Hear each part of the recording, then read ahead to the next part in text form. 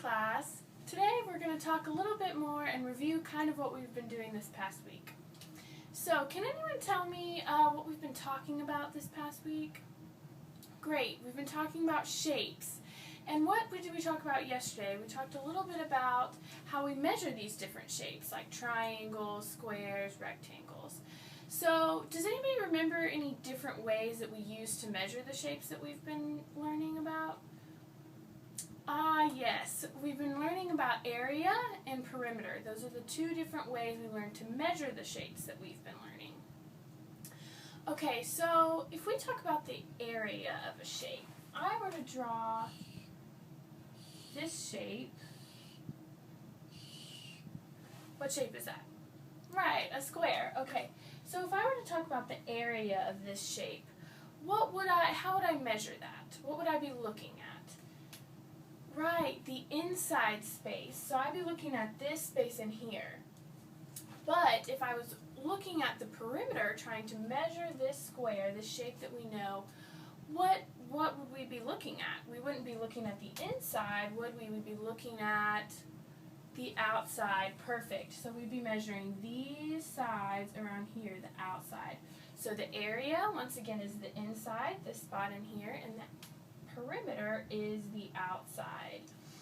Okay, so can anyone think of maybe an example of a way that we could use the area, the space inside of a shape in your real life? Like, why would you need to know that? Oh yeah, good. The area inside your room or in your house is a great idea. So say this is your room right here. If we wanted to measure the area of the room, that would tell us how much space is inside. So what you could put inside your room, what you could do, all the different activities have to do with the space inside. Now, who can think of a real-life example of why we would need to know the perimeter of a space? Oh yeah, you're right, a fence. So imagine this isn't a room anymore, this is actually a fence going around a house. We wouldn't have to know the space inside anymore. We'd want to know the distance around on the outside. So that's the perimeter. So both of those, in those examples, we would have to know how to use area and perimeter.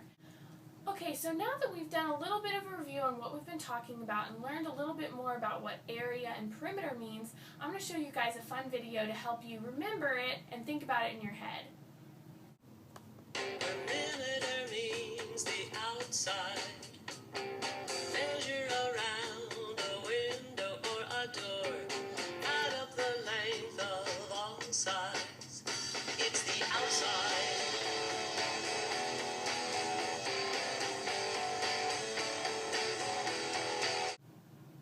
Okay, so now that we've reviewed a little bit and learned a little bit about what that means, we're going to work on an example. Does anyone have any questions before we start? No? Okay, great. So if this is our shape, we'll still work with the one we have here. I'm just going to draw some boxes. Okay, so if we wanted to find the area, since we were just talking about how that is the inside of this space, how do you think we could do that? Now that I've drawn these boxes, what do you think a good way would be? Exactly, to count them. So if we say this square up here is the equivalent of 1 centimeter squared, which is our units, then we're going to count 1, and you can put a dot to help you remember what you've counted. 1, 2, 3, 4, 5, 6, 7, 8, 9. So that means our area, the area inside of our square, is going to be 9 centimeters squared. That wasn't too bad, right? We can see all of our little boxes inside, and we're going to say that our boxes are equal to 1 centimeter squared, just like we've been doing the whole time. Who can tell me how we would find the area, the space inside of this shape that looks like stairs? Right, we would be counting. Okay, so ready? 1 centimeter squared, 2 centimeters squared, 3 centimeters squared, 4 centimeters squared, 5 centimeters squared, 6 centimeters squared. So that means the area inside this shape is going to be equal to 6 centimeters squared. Okay, do we have any questions about the area? How we would find the area by counting? No? Great. We can move on to perimeter then. All right, class, so now we're moving on to the perimeter. So can somebody tell me what the perimeter means? Not the area like we just did, but the perimeter. Right, it means the outside. We're talking about the outside now. So whereas before we were talking about the space inside, like our room, remember? Now we're talking about the perimeter. So the distance around, like a fence. Okay, so I'm going to draw a shape that maybe you haven't seen before, maybe you have.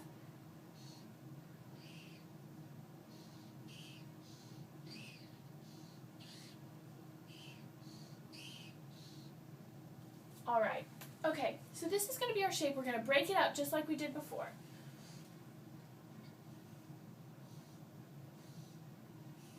Okay, so who can tell me how you think we would find the perimeter of this shape? No, it's not going to be counting the inside again, because remember that was the area. This time we're going to count around the outside, because the perimeter means we're talking about the outside. Okay, so let me show you a good trick to help us remember and help us keep track when we're counting in our head. So we're going to count the distance all the way around. And we're going to say that if this square is equal to 1 centimeter squared, then that means one of its sides, like right here, would be equal to 1 centimeter, okay? So we're going to say a side length equals 1 centimeter, okay? So I'm going to show you how we would count this. If we want to start here, we would say 1, 2, 3, 4, 5, 6, 7, 8, 9, count with me, 10, 11, and 12. And see, these little dash marks help us count and help us see what we've already counted. So we started here, and we went all the way around and ended here, so we counted all the different side lengths. So we ended up with 12 centimeters. That means the distance around our shape, not inside. Remember, perimeter is outside. The distance around the outside was 12 centimeters. I'm going to write that right here. 12 centimeters. Great job.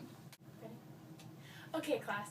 So now that you guys have learned a little bit about what area and perimeter is and how to count using blocks and our shapes that we've been learning, does anybody have any questions before we move on further in the lesson? No? Okay, great. So basically, what we get to do today is we get to be investigators, and we get to use the skills that we've learned in perimeter and area to make your own robot. So today we're building our own robots, and we're going to count the squares inside to calculate the area. We're going to count the squares on the outside to calculate the perimeter. So I'm really excited for us to get started. So basically, this is what your robot is going to look like when you're finished, because Miss Linda already made one. So this is exactly what it's going to look like, and I did this by cutting out. I'm going to give you each a piece of paper that looks like this. And I'm going to give you these pieces of paper, and what you're going to do is you're going to cut out the shapes of your robot by using these squares. If you can see these little squares in here, just like we broke up our shapes into little squares, you're going to count and cut out a big shape out of all these little squares. But here's the hint. These are building blocks to make our robots. So you need to use full building blocks, so don't cut them in half. Don't cut circles or anything like that. We're just going to use shapes that we've seen before out of our blocks. So you're going to cut out shapes like this, and you can make your robot look however you want. I'm going to give your robot a name, and once you're done with that, I'm going to come around and check your shapes and check how you've laid out your bot to make sure you followed all the rules I've just given.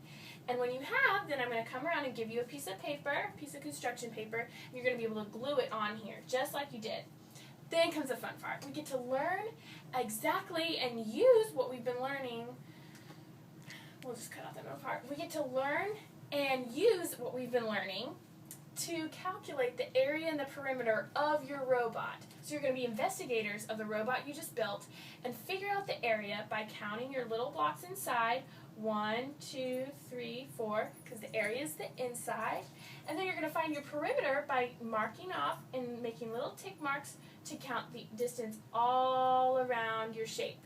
Because a robot is just a shape too. And then perimeter means the outside. So that's exactly how you're going to calculate it. Miss Linder did the area already. My robot is 182, whatever my units are, so building blocks. And then the perimeter I haven't found yet, so I'm going to be working on that while you guys are working on yours as well. and you're going to put your name at the bottom. When you're all finished, we're going to be able to display them on the wall.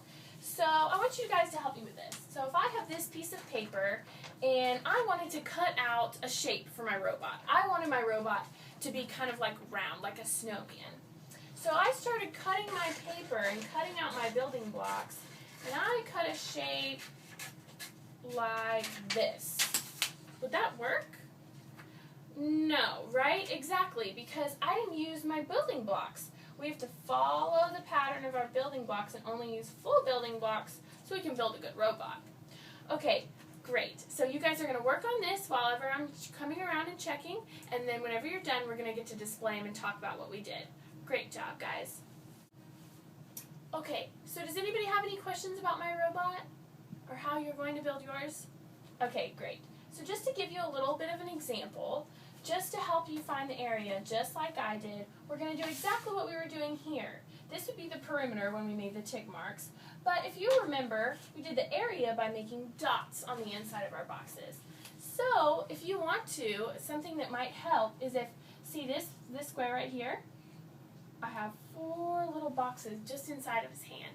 So what I would do if I was counting the area inside my shape, which is my robot, I would make a dot. 1, 2, 3, 4. So now I have 4 just in his hand. And I would continue on.